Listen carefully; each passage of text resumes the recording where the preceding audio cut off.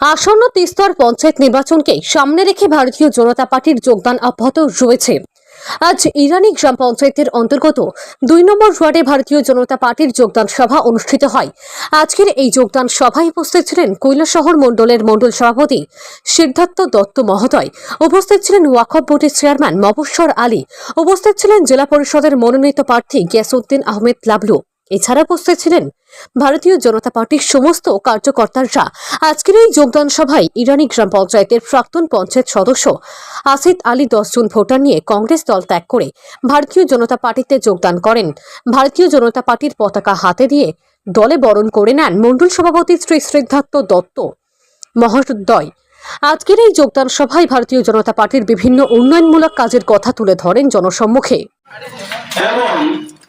বিগত 1993 সাল থেকে 2018 সাল পর্যন্ত ত্রিপুরা রাজ্যে টানা 25 বছর বামপন্থী শাসন করেছেন।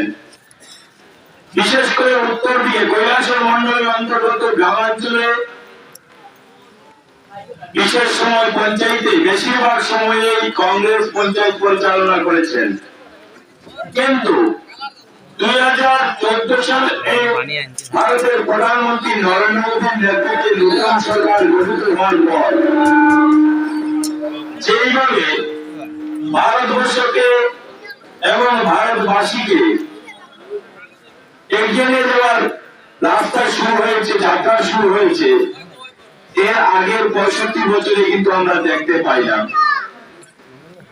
আপনারা বলুন, এই অঞ্চলে যারা ঘুরে বসে আমার কথাগুলো শুনছেন, যারা আজকের দিনে কংগ্রেসের মতাদর্শকে পোষণ করেন বা সিপিএম এর আদর্শকে বিশ্বাস করেন, এলাকার সহজ সরল মানুষগুলোর সাথে প্রতিনিয়ত বিরোধী দলের নেতৃত্বরা, বিশেষ করে নেতৃত্বরা প্রতিনিয়ত ঢুকে পাচ্ছে তাদেরকে।